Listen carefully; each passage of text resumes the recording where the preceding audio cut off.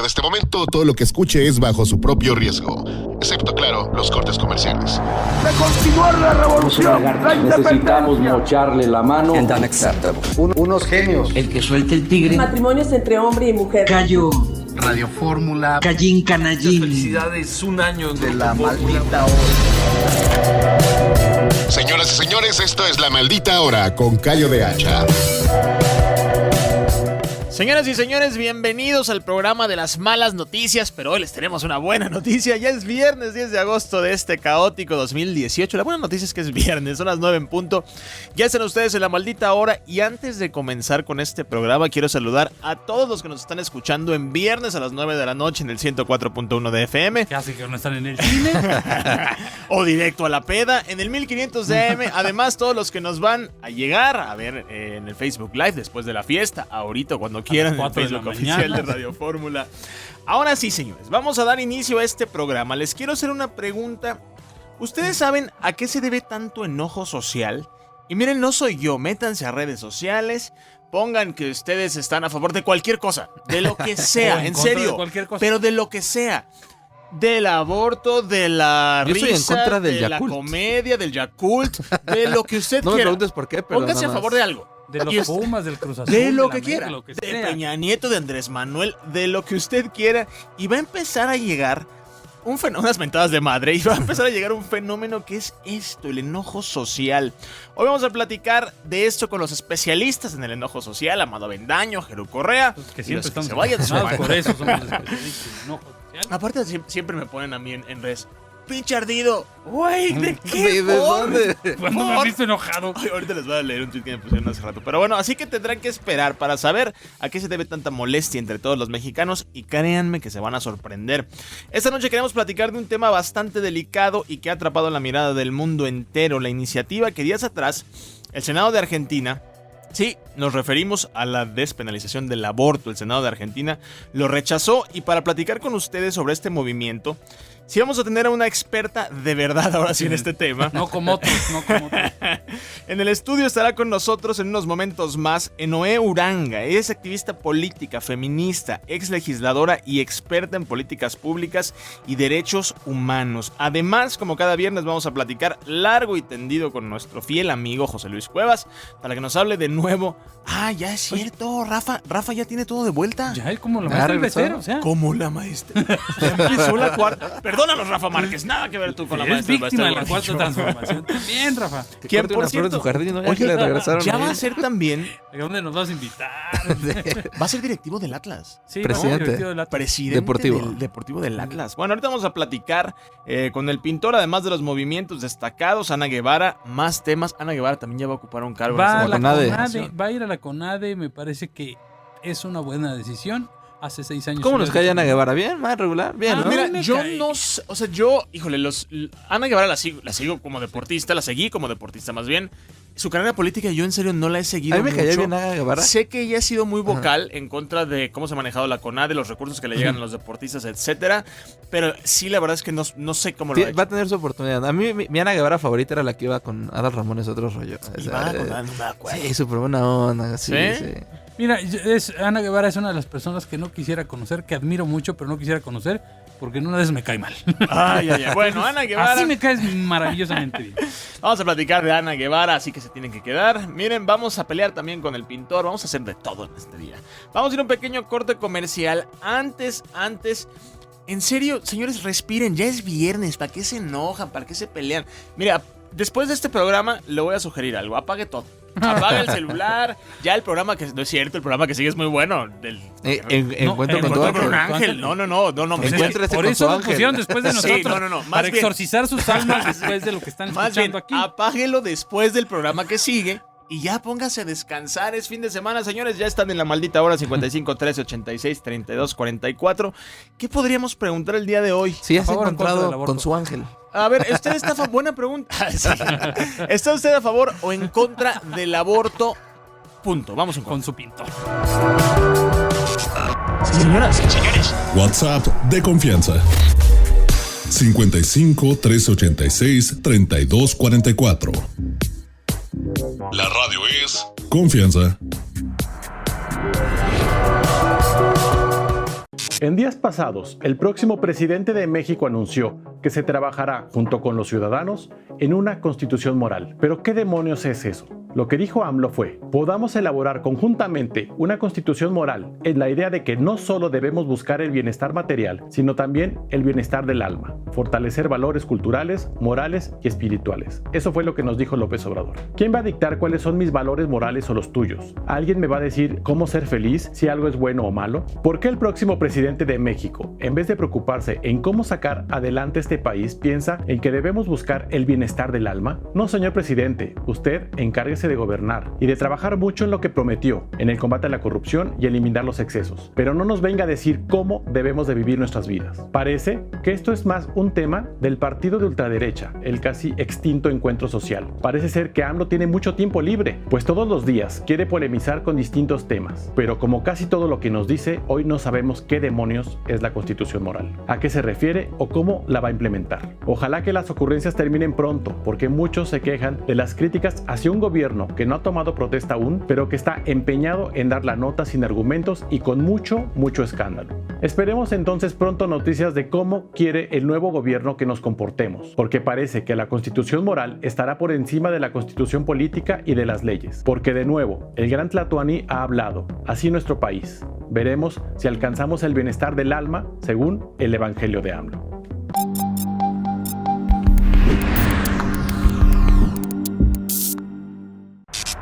Señoras y señores, WhatsApp de confianza. 55 386 3244. La radio es confianza.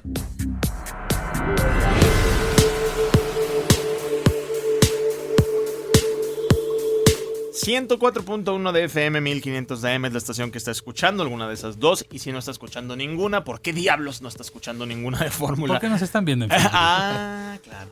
Esa es toda la... Mira, ahí sí. Amigos, hoy quiero compartir un tema con ustedes.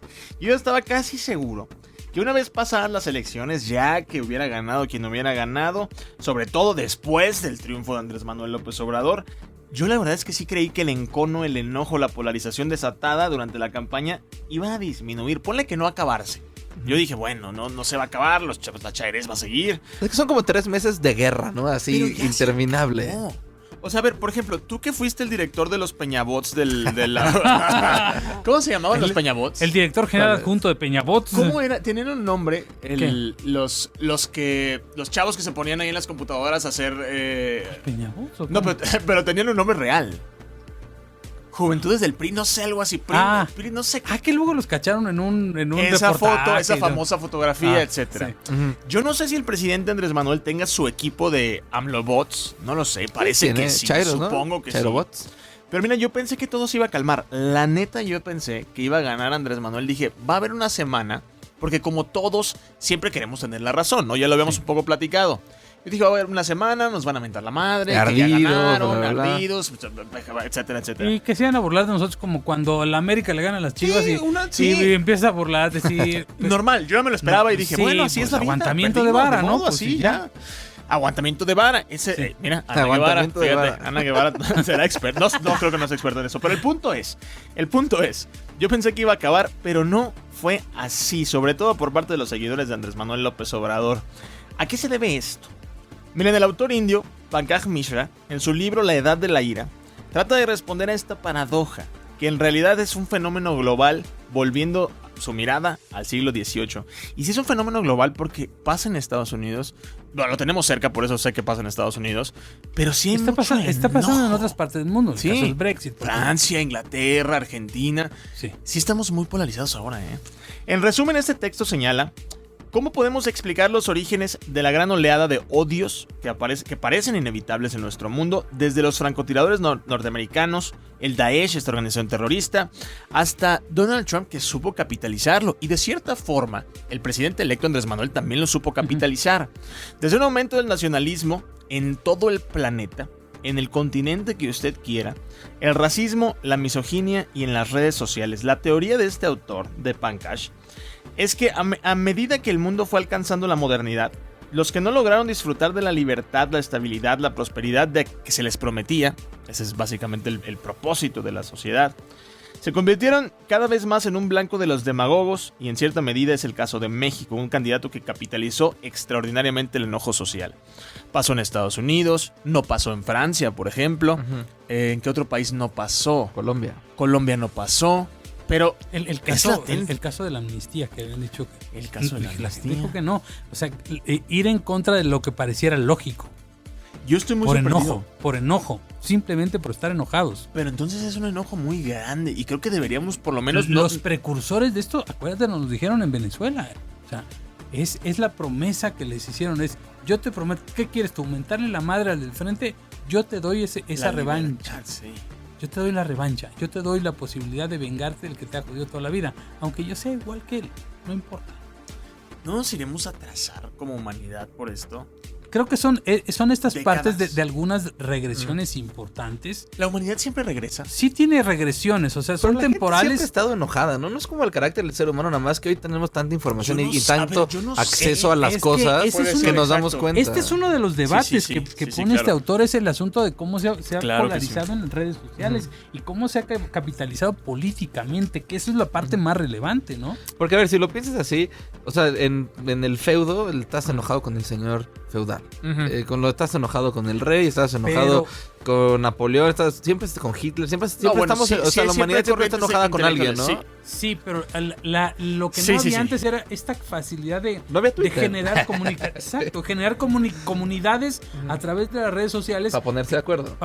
Para ponerse de acuerdo, pero de una manera no planeada, es decir, hordas de gente que se mete a redes a generar tendencias sobre algo de manera natural, ¿no? Sí, bueno, de manera natural, y el problema es positivas, ¿no? O sea, de las redes sociales yo creo que la mayoría es positivo, pero este fenómeno está pasando. Por ejemplo, ahorita están todos enojados por el aborto en Argentina, todo el mundo está enojado, pero también hay cosas que todo el mundo está feliz, ¿no? Sí, no, sí entiendo. El mundial, por ejemplo, todos nos unimos en las redes sociales. Las redes sociales sirvieron mucho para el momento del terremoto también. Exactamente. También sirvieron para demostrar si había o no, si existe o no libertad de expresión. Los moneros, la gente que opina. O sea, en ese aspecto sí entiendo. Callo de hacha. Este programa nació en redes sociales. Eso es lo mejor que nos ha dado las redes sociales. Pero hay algo que sí me llama mucho la atención. Y no sé si coincido al 100% con este autor, pero me gusta mucho esta pregunta. A ver, hoy en redes, alguien dice una mentira. Alguien dice, lo acabo de ver este ejemplo y me parece muy bueno. Alguien, no está lloviendo. Alguien dice, está lloviendo afuera. En redes sociales, lo escribes y los medios lo retoman. Dice esta persona que está lloviendo afuera. Permea la opinión. El trabajo de la prensa no es, y eso es lo que, en eso sí estoy de acuerdo, no es imprimir o publicar las dos opiniones. Es irse a dar cuenta si es verdad o mentira. Es correcto. Y eso es lo que está pasando. Hay muchas mentiras, hay muchas opiniones que no son ciertas. Ahora, las redes sociales, o sea, Twitter y Facebook, ya se convirtieron en una fuente para los medios. Pero es correcto lo que dices, sin verificar. Por ejemplo, ayer me encuentro en Twitter a alguien que publica justamente la mano de 6 dedos. Y dije, no lo puedo creer. Por Dios que no lo puedo creer. No encuentro, o sea, ¿a dónde encuentro ahorita un libro de segundo año de primaria?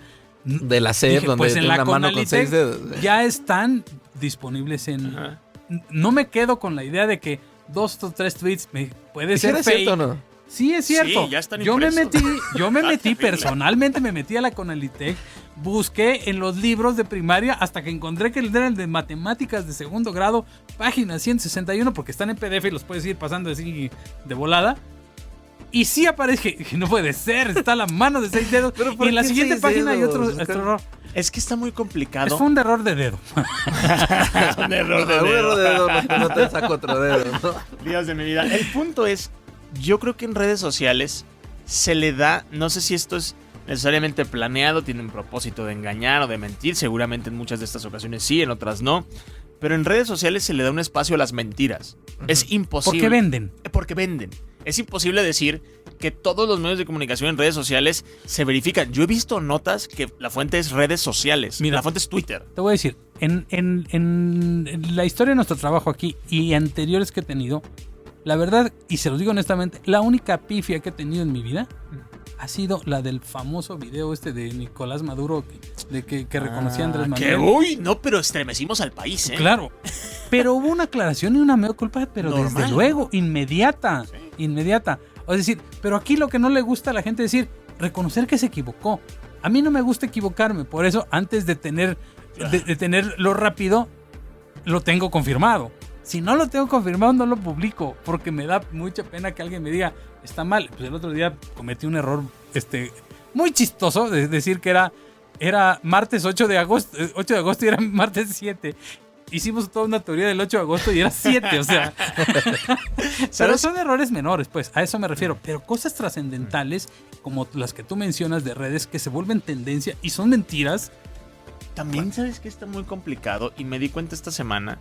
O sea, esta semana, con la liberación del Bester Gordillo, surgió un meme donde era obvio que era un meme, era un Photoshop, donde está Andrés Manuel López Obrador besando a Bester Gordillo. Abrazada. Es obvio, o sea, me cuesta mucho trabajo creer que hay gente que creyó que esto era cierto. Ahora, yo sé que vivimos en un país surreal y si que no las entienden cosas... el sarcasmo, no entienden los memes. Es que entonces no sé si las redes... Suena extraño, pero debería haber cursos de iniciación para las redes sociales. Como decirle, mira, si lees algo en un tweet, verifícalo 4 veces, googléalo, y si no encuentras una liga de algún medio de comunicación, si Diario de Confianza no te lo confirma, entonces es mentira. Bueno, o sea, también fíjate quién está publicando las cosas, ¿no?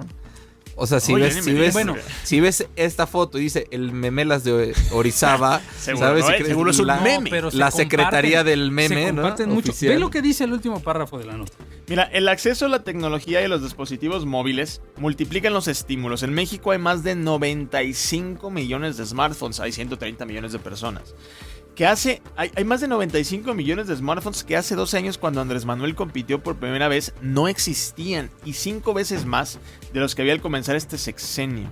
Esto ha facilitado, entre otras cosas, sí la comunicación, sí la inmediatez y la rapidez, pero también el odio y las fake news. Es muy fácil mentarte la madre, insultar, decirte las cosas terribles, y yo lo veo. Voy a usar un ejemplo y no voy a decir absolutamente nada, pero una de las personas que yo siento, aparte de mí, que recibe mucho odio, que yo digo, híjole, no puede estar sano, es David Páramo. Sí. David Páramo, que está todas las noches con Ciro, tiene su programa de radio, él opina libremente de lo que le dé la gana y puede opinar de lo que le dé la gana.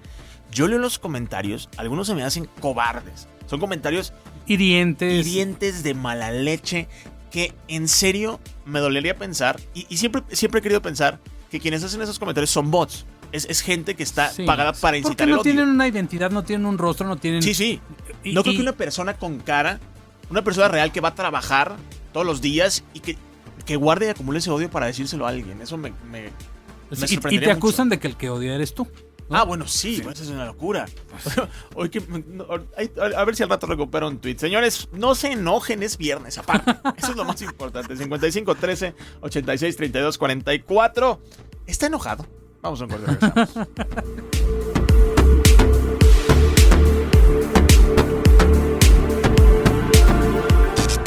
Señoras y señores. WhatsApp de confianza. 55 386 3244. La radio es confianza. El nuevo gobierno tiene muchos retos que enfrentar. Uno de ellos en educación. La cobertura en educación no es algo sencillo. Prometer becas a miles, a cientos de miles de jóvenes no es cosa fácil. Hoy por hoy, 120,000 personas hicieron el examen para entrar a la UNAM. Se aceptaron a 20,000 y 100,000 quedaron fuera. Si quisiéramos apoyar a todos esos jóvenes, tendríamos que crear más de 100 universidades como la UNAM. ¿De dónde podemos obtener todos estos recursos? No es algo sencillo. Sin embargo, la nota del nuevo ingreso de la UNAM fue precisamente Carlos Antonio Santamaría, un niño de 12 años que va a estudiar la licenciatura en física biomédica, evidentemente un niño superdotado. En una entrevista que le hicieron a Carlos, él decía: yo solo quiero estudiar, y si me cierran la puerta, me meto por las ventanas o por el techo. Exacto, Carlos, esa es la idea. Imagina un lugar, un campus de los sueños, con una sola puerta y miles cientos de miles de ventanas. Imagínate un lugar en donde converjan las mejores universidades del mundo, las empresas, las comunidades, las fundaciones. Imagínate un lugar en donde trabajemos en conjunto, colaborativamente, en donde entremos, nos inscribamos y en el primer mes tengamos coaches y mentores que me ayuden a descubrir nuestro propósito, mi propósito en la vida, y estemos trabajando colaborativamente en resolver retos de las empresas, en resolver retos de las comunidades, en donde estemos aprendiendo y certificando nuestras competencias. Imagínate un lugar con museos, con naturaleza, con canchas deportivas, con actividad informativa, con actividades todos los días, lleno de evento y lleno de personas, en donde estemos trabajando por expandirnos, por ser mejores seres humanos. Educarnos no significa escolarizarnos. Si quieres aprender a nadar, lo que hay que hacer es aventarte una alberca y empezar a nadar. Aprender no significa sentarme en un pupitre y estar 4 años esperando un título. Se puede aprender en un campus de los sueños. Hay mucho que podemos hacer. Esteban, vamos a trabajar. Hagamos el campus de los sueños realidad.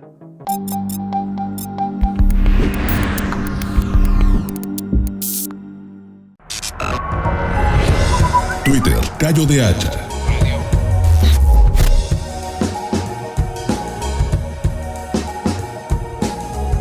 Amigas y amigos de La Maldita Hora, ya estamos de regreso. Y en esta noche, como todos los viernes, nos acompaña el joven pintor. ¿Cómo estás, querido amigo? ¿Cómo estás, Amado? Un gusto, amigos de La Maldita Hora. Jeru, buenas noches. Pues Espero para que platicar. No vengas a vendernos humo hoy. Vamos a hablar de Juan Carlos Osorio.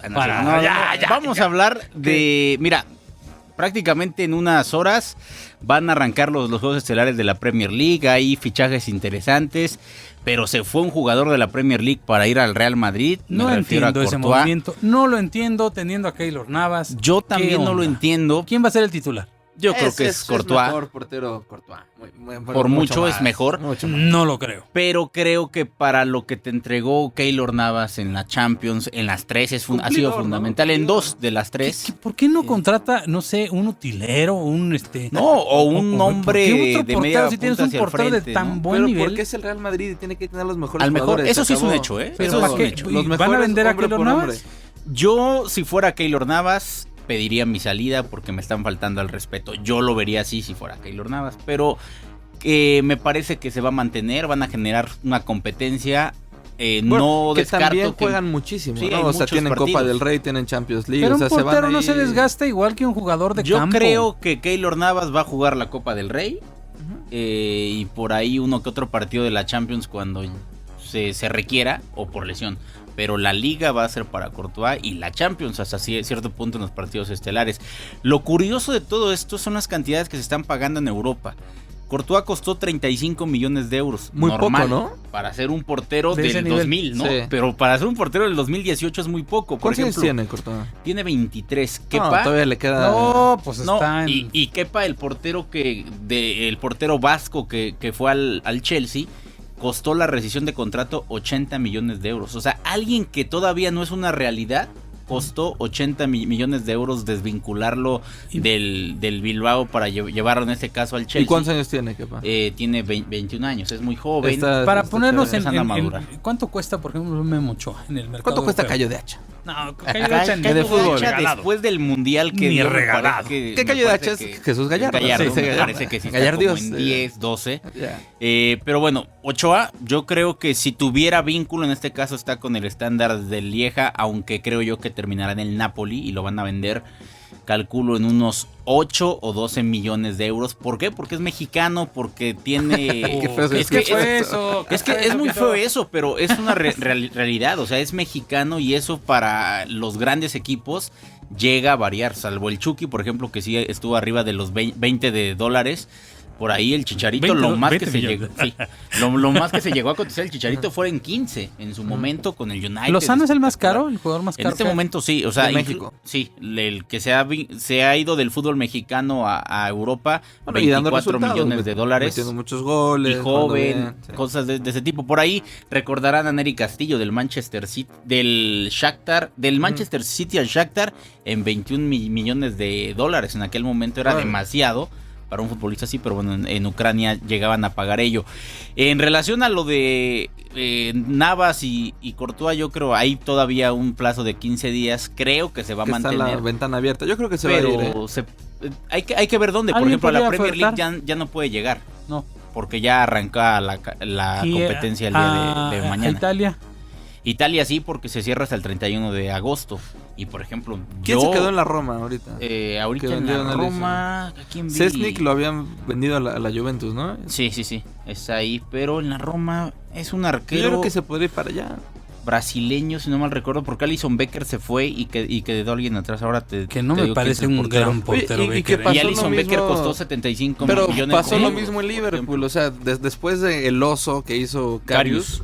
Y bien Alisson, pues fue como para calmar también un poco ahí las aguas, ¿no? Sí. Pero fue espectacular, por ejemplo, a media semana hubo un partido amistoso y sale Alisson de cambio y entra Karius, fue el regreso de Karius a jugar ante su afición y le aplaudió todo el estadio. Y cosas la gente sí le creyó que tuvo una contusión cerebral o sonó más como a pretexto. Yo creo que fue pretexto, fue un tema mental, ¿no? Yo creo que una vez que se equivoca se pone muy nervioso. Se pone como el portero del Cruz Azul el miércoles, ¿no? Alisson es un ejemplo, o sea, Guillermo Alisson también se llama, pero este es apellido. Se termina equivocando y le quita ¿Cuánto quedó el partido? 2-2, iban 2-0. Son 2 errores. Ahora sí que se tragó un balón, se metió con todo el balón al... Y el otro lo fildea muy mal y bueno, termina siendo un grave error.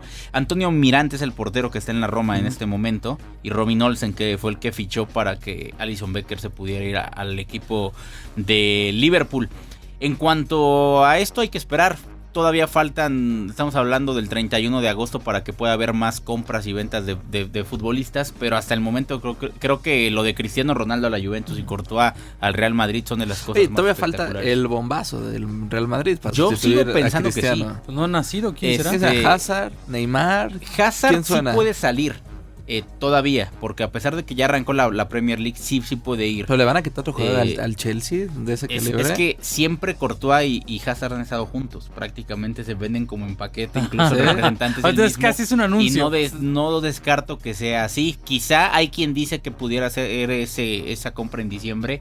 O sea, arrancar el Madrid con esto que no creo que vaya a arrancar así el Madrid. Yo creo que habría muchísima crítica, ¿no? Ya no tiene ninguna estrella. Hay que ver cómo llega a reaccionar. Por ejemplo, yo a media semana y los partidos que he visto del Real Madrid, que por cierto mañana va a enfrentar al Milán. Pues partidos no valen gorro, Pintor. Yo sé, pero esos son partidos para vender boletos en Estados Unidos.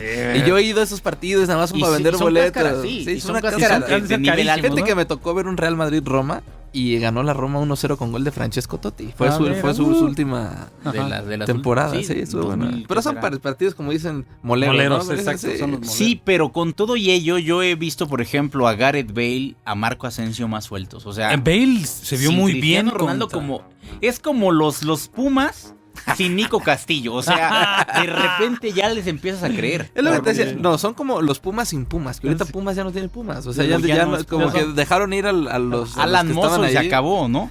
Y Saldívar que sigue teniendo muchas oportunidades. Otro asunto es que igualito que la maestra del Bester, Rafa Márquez ya está más libre que una gaviota. Descongelado sus cuentas en México.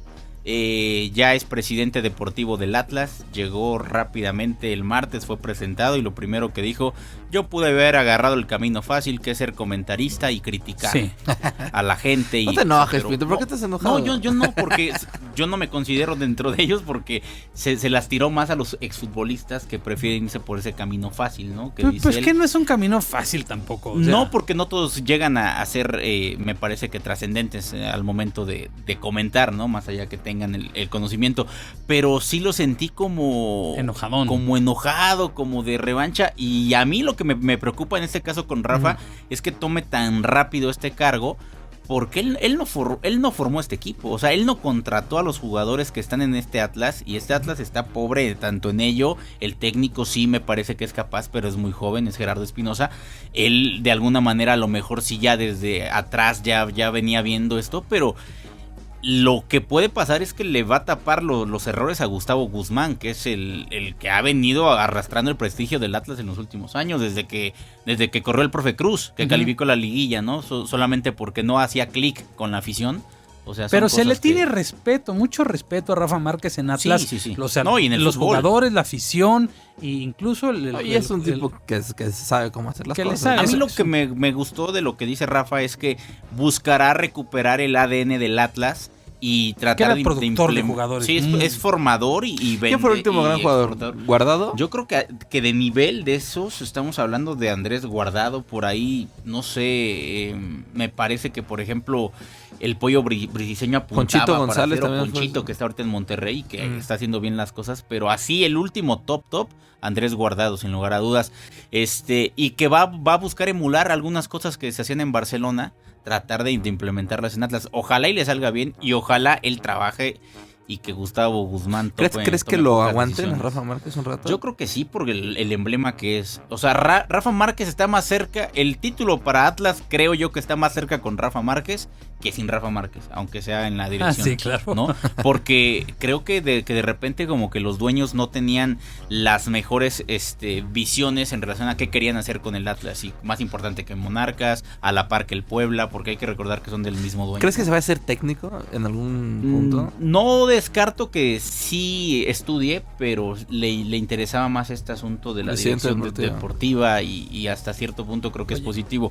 Pintor, antes de que se nos acabe el tiempo, nos quedan 2 minutos. ¿Cómo ves a Ana Guevara en la dirección de la CONADE? Mira, es similar a lo de Rafa. Son personas que saben demasiado, que conocen y entienden al deportista, al futbolista, en este caso al deporte amateur. Pero también que ojalá trabajen y que lo que digan traten de cumplirlo a cabalidad, entendiendo esos entornos donde hay miles de millones de pesos que de repente si se van a destinar, si no, y todas estas tranzas que llega a ver. Hay la sensibilidad de alguien que estuvo en la pista y que ya tiene cierta experiencia en la administración pública, porque ya fue senadora de la República. Entonces, yo tengo cierta confianza en ese nombramiento, me parece que está bien. Yo lo veo muy, muy, muy positivo. Creo que es mejor a que esté Castillo mismo, ¿no? Por ejemplo, que ahora está. Yo siempre he creído que hay que tener alguien que sí sepa al respecto. Nos queda un minuto. Yo te voy a preguntar, ¿cuál es el partido de la semana? Exactamente, ¿cuál es el partido de la semana? Yo soy más europeo, pero el partido de la semana es América-Monterrey.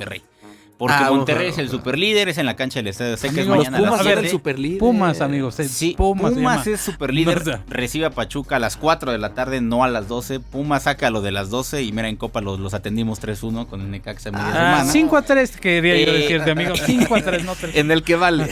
Y Tijuana Cruz Azul el domingo a las 8 de la noche. Es buen partido, pero es mejor ver Tenemos Callo y después la Fórmula es domingo. Eso es todo, mi querido Pintor. Querido Pintor, pues muchísimas gracias por haber estado con nosotros. Un saludo, como siempre, un gusto. Vamos a continuar en unos momentitos más. Ya está por aquí en Nueva Uranga. Vamos a tener un debate sobre el aborto en Argentina. Vamos a un corte, regresamos. Gracias. Señoras y señores. WhatsApp de confianza. 55 386 3244. La radio es confianza.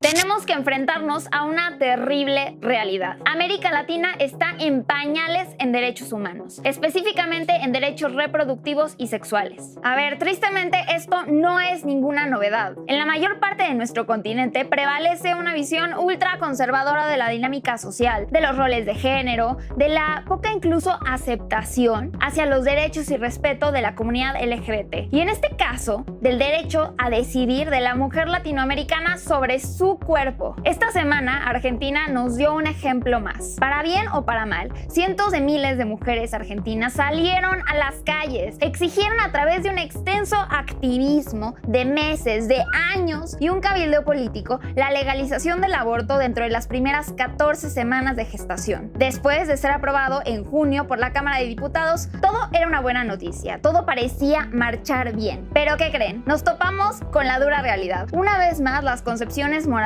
racistas o religiosas están por encima de la libertad humana, de brindar mejores estructuras legales o marcos legislativos integrales orientados hacia las mujeres. El Senado argentino rechazó el aborto legal con 38 votos en contra y 31 a favor, condenando a su país a mantener en derechos sexuales y reproductivos una ley de 1921. Es decir, en Argentina van a tener una ley vigente de hace 97 años. Quien decida abortar lo seguirá haciendo en clandestinidad e incluso podrá ser juzgada hasta con 4 años de cárcel. Esto es ilógico, pero no sorprendente, pues en pleno siglo XXI únicamente 3 países en toda América Latina tienen el aborto legalizado sin ningún tipo de restricción: Cuba, Guyana y Uruguay. Y en México únicamente la Ciudad de México lo tiene despenalizado. En el resto de Latinoamérica está altamente penalizado o es aceptado únicamente bajo algunas condiciones específicas. Pero les tengo una muy mala noticia. Sea legal o no, estén de acuerdo o no con la interrupción del embarazo, las mujeres seguirán abortando si así lo desean. La diferencia es que algunas lo harán de una manera legal y las demás de una manera clandestina. De acuerdo con la Organización Mundial de la Salud y el Instituto Guttmacher, de los 56 millones de abortos que se realizan en un año en todo el mundo, el 45% de ellos fue hecho en condiciones poco seguras e insalubres. Es decir, al rechazar condiciones seguras y legales para realizar un aborto, estás condenando a más de 25 millones de mujeres en todo el mundo a poner en riesgo hasta su propia vida. Esto es un verdadero problema de salud pública. Y a ver, no me malinterpreten, el que el aborto sea legal no significa que vas a obligar a todas las mujeres embarazadas a realizar uno, ni tampoco va a dar rienda suelta a la promiscuidad como los moralistas aseguran. Tener la capacidad de decidir cómo, cuándo y bajo qué condiciones vas a tener hijos es un derecho fundamental, que no solo se combate con una profunda y enorme educación sexual, sino también con estructuras que te protejan. Es decir, América Latina sigue rechazando el aborto seguro, legal y gratuito, pero al mismo tiempo se niegan a eliminar tabús, rechazan la educación sexual desde temprana edad y rechazan vivir en una cultura sexual pero no sexista ni sexualizadora. En fin, un tiempo difícil para los derechos de las mujeres en nuestro continente. Se perdió esta batalla, pero como aseguró el senador argentino Pino Solanas, que nadie se deje llevar por la cultura de la derrota, porque se puede ganar la guerra. Cada vez se alzan más las voces y lo más importante, se discute y se habla de este tema, para que algún día, en algún momento, todas las mujeres que nazcan en nuestro continente sean capaces de tomar las riendas de su vida, de su cuerpo y de su sexualidad.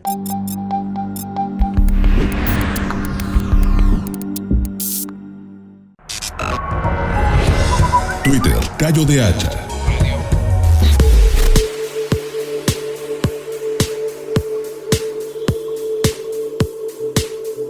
Señoras y señores, ya estamos de regreso en esta maldita hora y nos acompañan el joven Jeru. ¿Cómo estás, Jeru? Aquí estamos. Aquí seguimos. Ya a punto de irnos a más. El Luke Chocoflén es una tradición. Miren, entre la gente de izquierda. Exacto. Gran izquierda en mis manos. A ver, déjenme contarles que esta noche queremos platicar sobre un tema bastante delicado: el aborto. Durante meses, las mujeres argentinas han luchado con un pañuelo verde por la despenalización de este procedimiento. La iniciativa de ley que ellas plantean, ellas dicen que se necesita que se permita, con el solo hecho del requerimiento de la mujer, el derecho a interrumpir su embarazo dentro de las primeras 14 semanas de gestación.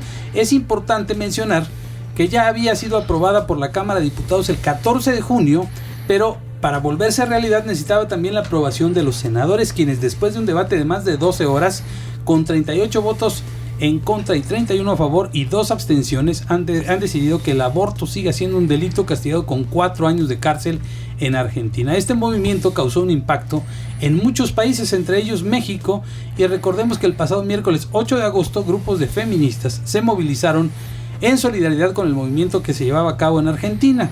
La manifestación comenzó en el Monumento a la Madre, para llegar al hemiciclo a Juárez. Y pues sin movimiento, porque ya la madre no está ahí. Sí. Y con el movimiento, pero del 19 de septiembre se cayó. Y partieron de no detener madre a llegar a Juárez, ¿no?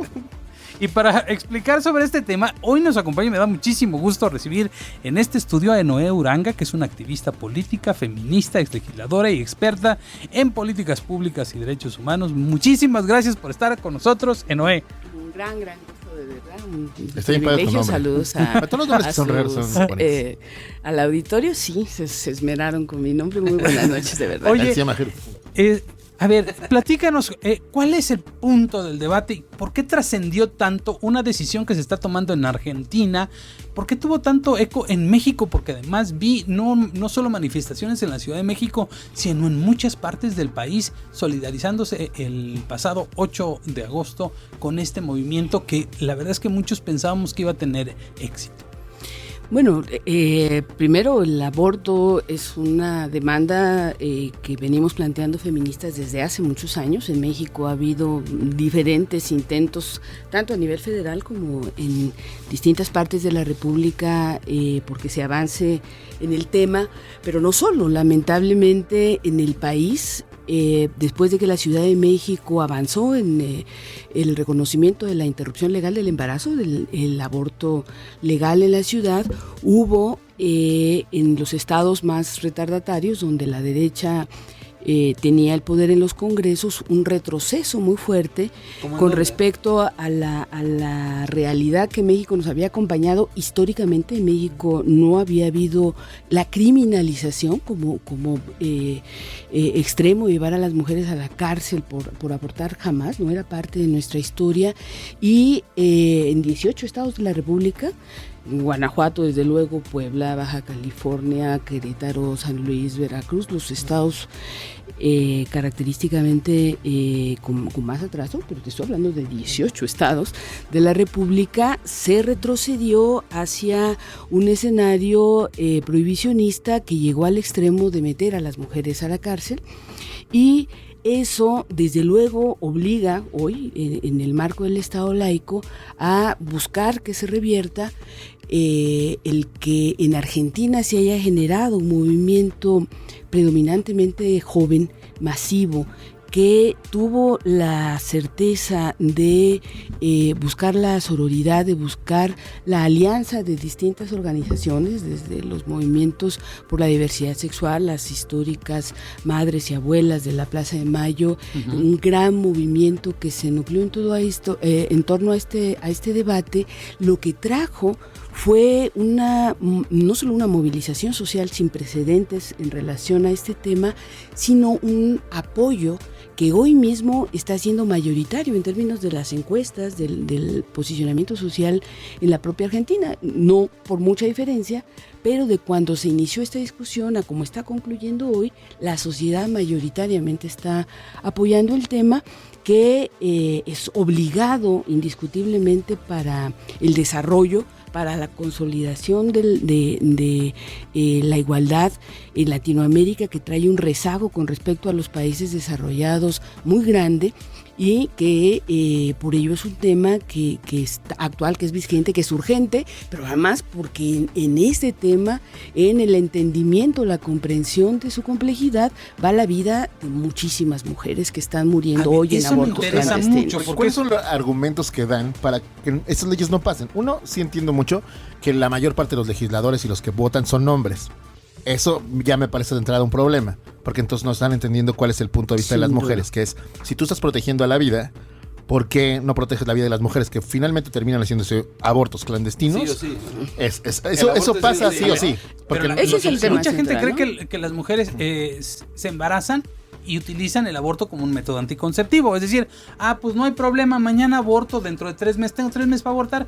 Pues entonces, ¿quién quiere hacerse un aborto? ¿Qué mujer está dispuesta a hacerse un aborto como método anticonceptivo? Como de antojo, no, es absurdo, es exactamente eso. Estamos ante un Estado que ha abandonado su responsabilidad con respecto a los derechos sexuales y reproductivos de las mujeres, pero además, y hay que señalarlo así, de las mujeres más pobres del país, de las mujeres más pobres de Latinoamérica, también hablando de este fenómeno como una problemática de la región.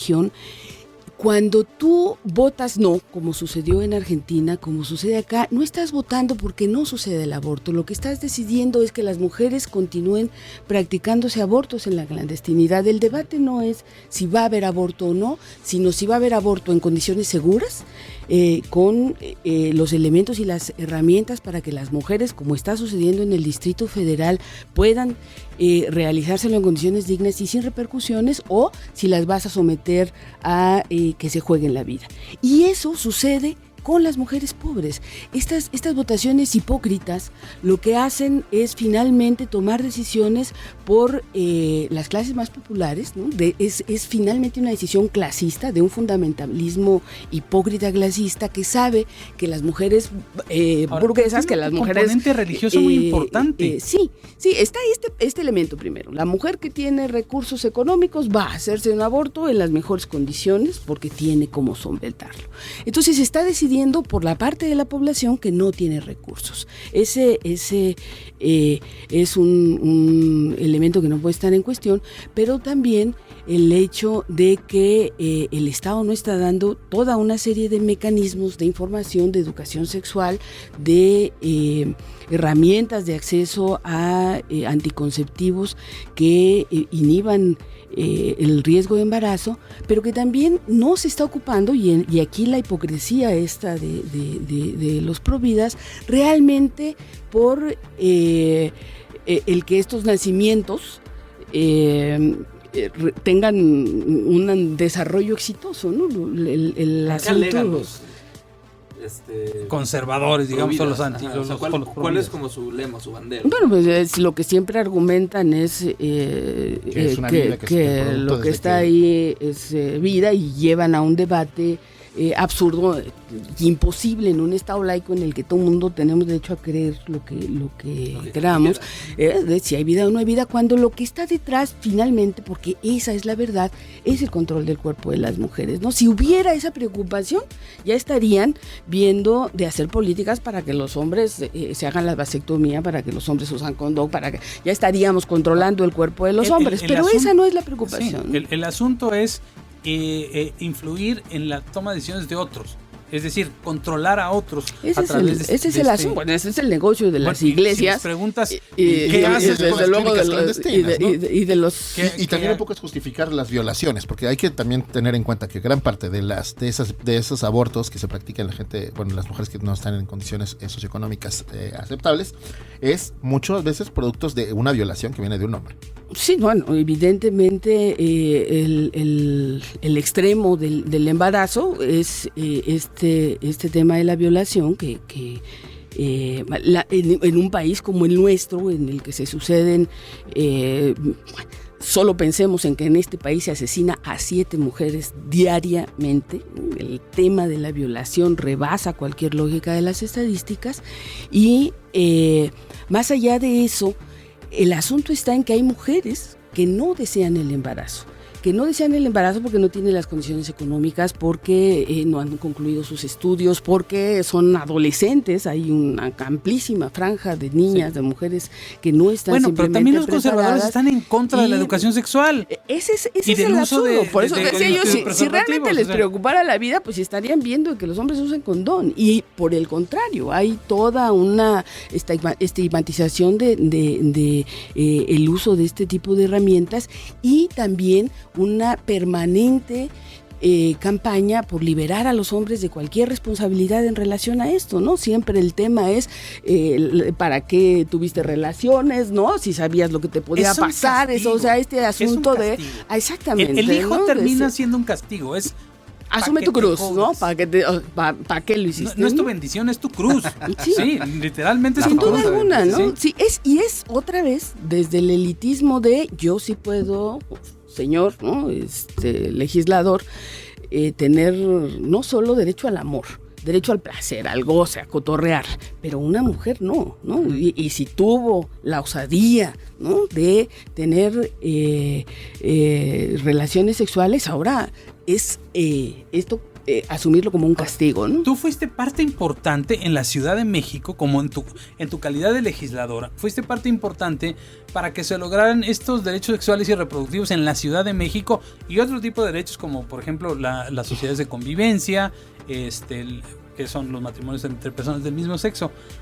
¿Qué pasó como para que en la Ciudad de México sí se pueda y en ninguno de los estados del país? Lo que se tiene que reconocer primero, porque también si uno no hace autocríticas no crece, cuando dimos el paso en la Ciudad de México no hicimos un proceso nacional que permitiera en que en los estados donde la derecha era mayoría, las organizaciones tuvieran una capacidad reactiva para evitar este retroceso, eso es verdad, pero por otro lado, lo que no se puede perder de vista es que tenemos fuertísimos poderes fácticos, que de hecho es lo que en Argentina acaba siendo la diferencia, que están detrás decidiendo por los votos de los legisladores. Hay un conservadurismo encabezado por la Iglesia Católica. Hoy la novedad sexenal será además, ¿no?, en lo que se viene también con una fuerte presencia cristiana, que están intentando imponer sus creencias. La Constitución moral. Exactamente, ¿no? Moral, en una visión imposible para un Estado de Derecho que tiene como concepto esencial el libre pensamiento, pero la libertad de conciencias. ¿Tú crees que una legislatura mayoritariamente de Morena con un componente, digamos, un aderezo de conservadurismo como es quienes fueron electos a través del Partido Encuentro Social, tengan la capacidad de revertir estas legislaciones y estos derechos y libertades que ya son una conquista en este país y al menos en esta ciudad? ¿Tú crees, por ejemplo, que Claudia Sheinbaum se atreva a hacer una cosa así? No creo que haya retrocesos con respecto a estos tipos de temas en la Ciudad de México. Creo que va a haber que esforzarse bastante por obligarles a la congruencia en relación a lo que dicen los documentos básicos de Morena, y que hay una franja de legisladores de todos los partidos, salvo el PES, que son liberales, que han mostrado apertura por discutir este tipo de temas, que son temas necesarios, que son temas obligados para no solo la consolidación de la democracia, ¿no? La democracia implica el que las ciudadanías sean completas, el que las mujeres seamos dueñas de nuestros cuerpos, de nuestra vida, de nuestra autodeterminación, sino también para el desarrollo. No es menor el que los países más desarrollados del planeta, los países que tienen, según el PNUD, el más alto índice de desarrollo humano, tengan legislados estos temas. Mira, ¿no? aquí está el mapa, fíjate, lo publicó El País, justamente. México en rojo. Los que están en verde, es el... Con la vergüenza. O sea, de la mitad del mundo para arriba, que para quienes nos están escuchando únicamente, de la mitad del mundo hacia arriba está legalizado el aborto. ¿Y qué sucedió en esos países? El aborto va a la baja. Claro. Porque junto con el reconocimiento del aborto, que por cierto implica en esos países tasa cero de mortalidad, la gente no se muere por abortar en esos países. Cero. Exactamente. Insignificante en estos países que están legalizado el aborto. Y va a la baja, ¿por qué? Porque va acompañado de políticas de educación sexual, de políticas de salud, que le hacen que el grueso de la sociedad tenga acceso a herramientas para ejercer su sexualidad con plenitud, sin tabús y con las debidas protecciones. Entonces, eso es educación, ¿no? El que la salud pública asuma su responsabilidad y en consecuencia el país crezca. Sin que este tipo de temas sean reconocidos, no hay crecimiento. O sea, la cifra que da la Organización Mundial de la Salud es temeraria. Están hablando de que al año hay 25 millones de mujeres que abortan, 25 millones de abortos en alto riesgo. Solo estamos hablando de los de en alto riesgo. Y de esos, un cuarto deja un 25% de mujeres con secuelas, con distintos daños de salud, y un 10% de mujeres que mueren en la práctica. Ver, o sea, las cifras son absolutamente brutales y obligan a entender como uno de los grandes problemas del derecho a la salud de las mujeres, que pasan por lo que dices tú, por el entender que en un país laico, no es un tema que se le pueda imponer al otro, que este es un tema en el que quien crea que esto es pecado inadmisible, que tenga las razones, no aborte y asuma sus decisiones, pero que no se le imponga a el cuerpo de las mujeres que han tomado esta determinación la injusticia de tener que pasar por un aborto clandestino, porque siempre debe quedar claro eso. No estamos debatiendo si el aborto sucederá o no. Estamos debatiendo en qué condiciones va a suceder un aborto que ha sido decidido, ¿no? Que aquí lo que yo digo es, los legisladores se supone que representan a un grupo de personas. Se suponía, hasta antes de esta legislatura, es real. No, tiene que defender los derechos de las personas, no las ideologías de cualquier tipo de partidos, ¿no? O sea, bendito Dios, ojalá que sí realmente le quiten el registro al PES. No es menor. Es que ellos tienen una apelación. Pero la de senadores y diputados falta todavía. No. Le quiten o no le quiten el registro al PES, lo que debe haber conciencia es que, cortesía de Andrés Manuel López Obrador, va a haber en el Congreso 60 legisladores, considerando Senado y Cámara de Diputados, que rompen con un principio básico del Estado de Derecho. El Poder Legislativo tiene efectivamente como su esencia, como su legitimidad, el ser el reflejo de la sociedad. Los legisladores son porcentualmente lo que la sociedad es. Era, hasta esta legislatura. Tenemos una sociedad que le dijo no a un partido. Un partido que no tuvo los votos para tener un diputado. Uno solo. Y que va a tener 60 legisladores que no son reflejo de la sociedad. Es decir, va a haber 60 legisladores a los que la sociedad les dijo no en las urnas. Entonces están rompiendo este equilibrio y bueno, evidentemente lo que representan son intereses muy distintos a los de la sociedad. Mira. Y en consecuencia, el que este conservadurismo lo tengamos hoy enfrente legislando implica el que se están tomando decisiones desde poderes fácticos, desde intereses conservadores que no son los de la sociedad, porque electoralmente está probado que no son los de la sociedad. Es correcto. Amigas feministas que están peleándose por una estúpida letra de E para ser incluyentes, creo que todavía hay temas más interesantes por los cuales tienen que luchar. Y te digo por qué no. Yo que las quiero mucho, pero les digo que hay como temas que sí. Nos quieres, pero nos acabas de decir. Es importante luchar por cosas que realmente valen la pena, ¿no? Todo es importante. ¿Cuál es el centro del asunto? La ciudadanía de las mujeres pasa por la visibilidad de toda una problemática. Hemos sido las excluidas, no solo del lenguaje, hemos sido las excluidas de la calle, ¿no? De la noche. Nosotros no podemos acceder a espacios, no por falta de antojo, de decisión, sino porque efectivamente salimos, somos violadas, somos atacadas, somos agredidas, insultadas, entonces, acosadas. Sí, para que la gente lo entienda, una violación incluso puede ser que tu novio quiera no utilizar preservativo y te haga el amor, bueno, tengan el coito sin preservativo. Eso ya se puede considerar violación porque tú no estás accediendo a hacerlo de esa forma, ¿sabes? La Suprema Corte ha señalado que es así, y que es así además en los matrimonios, pero además cuando hables de aborto y de si las mujeres decidieron o no embarazarse, piensen solo en esto. Las mujeres que hoy encabezan la lista de personas con VIH son amas de casa que reciben el VIH a domicilio, porque a ver qué señora le dice a su marido, ponte condón.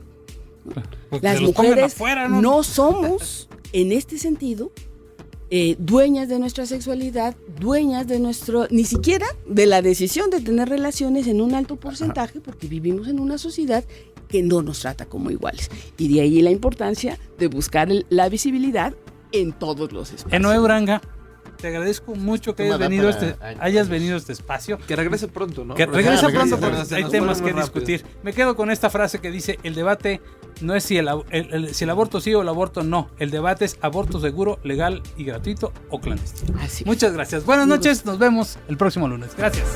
Mexicanos y mexicanas, lo sabemos bien, hay que irse para poder volver. Esto fue La Maldita Hora. Regresamos el próximo lunes a las 9 de la noche en el 104.1 de FM y el 1500 de AM. Una vez más y como siempre, con su bajeza vendidísima Callo de Hacha. Hasta pronto.